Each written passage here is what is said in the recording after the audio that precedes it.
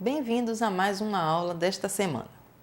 Na aula de hoje, estudaremos os cilindros circulares e aprenderemos a calcular o seu volume, sua área lateral e sua área total. Mas, primeiro vamos relembrar o princípio de Cavalieri. O que é mesmo o princípio de Cavalieri? Vimos na aula passada que o princípio de Cavalieri compara dois sólidos e nos diz quando é possível que esses sólidos tenham o mesmo volume.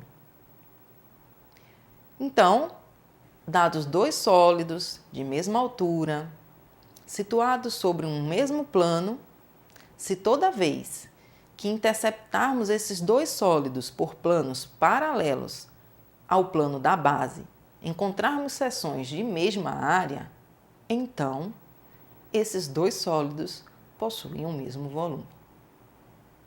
Vamos relembrar também a definição de cilindro. O que é um cilindro? Então, vimos que o cilindro é um sólido formado pela união de segmentos. Mas que segmentos são esses? Então, são segmentos cujas extremidades são pontos da curva, que é uma curva simples, que nós já vimos que ela não tem alta interseção, e pontos da região limitada por essa curva. A outra extremidade do segmento está em um plano paralelo ao plano que contém essa curva. E o tamanho desse segmento e a direção dele depende da geratriz escolhida. E a geratriz é um segmento que não é paralelo ao plano alfa, que é o plano da base do cilindro. Com isso, nós podemos definir dois tipos de cilindro. Primeiro, se a base é uma curva, é uma região limitada por uma circunferência, ou seja, se a nossa base é um círculo, então nós chamamos o cilindro de cilindro circular. Notem que a geratriz, que é um segmento não paralelo ao plano da base, ele pode ser oblíquo ou pode formar um ângulo de 90 graus com o plano da base. Caso essa geratriz seja oblíqua à base, dizemos que o cilindro é um cilindro circular oblíquo. Caso a geratriz forme um ângulo de 90 graus com o plano da base, dizemos que esse cilindro é um cilindro circular reto. Também podemos falar sobre altura do cilindro. Mas o que é a altura de um cilindro? Como é medido isso? Então, quando falamos sobre cilindro, temos uma curva, uma região limitada por ela, em um plano, e se vocês perceberem, acontece o mesmo no plano paralelo, no topo do cilindro. Então, pensamos em duas bases. Para falarmos de altura, precisamos medir a distância entre os planos das bases. Essa distância é que é chamada de altura. Nós temos agora uma definição. A interseção de um cilindro com um plano paralelo ao plano da base é chamada também de seção meridiana. Então, temos um resultado. É uma proposição.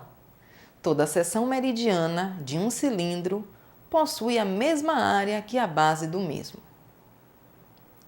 Com isso, temos um outro resultado, que é um teorema, que diz que o volume de um cilindro é igual ao produto da área de sua base pela sua altura. Para provar esse teorema, utilizamos a proposição anterior e o princípio de Cavalieri. Agora, vamos falar um pouco sobre a área lateral e a área total do cilindro. Como pensamos na área lateral de um cilindro? Então, imagine que você possa separar as bases dessa parte lateral, fazer um corte nesse cilindro. E se você planificar ele, você obtém um retângulo, se estivermos falando de cilindro circular reto. Então, pensando nesse retângulo, essa é a nossa região lateral, superfície lateral, e que nós podemos calcular a área dela. Mas, lembrando, para falar sobre a área de um retângulo, eu preciso conhecer as medidas dos lados. Então, como nós temos um cilindro circular e sabemos que a sua base é um círculo e o comprimento na circunferência é 2πr, então a área lateral desse cilindro é um retângulo cujo lado é 2πr e o outro lado é a altura do cilindro. Então, a sua área é o produto 2πrh. No caso da área total, nós temos uma soma da área lateral e as áreas das bases, que são os círculos. Sabemos que a área do círculo é dada por πr². Então, nesse caso, temos a área dos dois círculos ou das duas bases como sendo 2πr².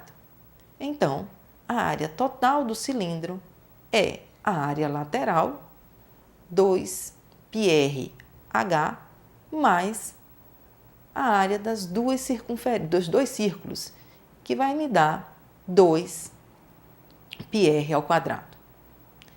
Na próxima aula, falaremos sobre perpendicularismo entre reta e plano.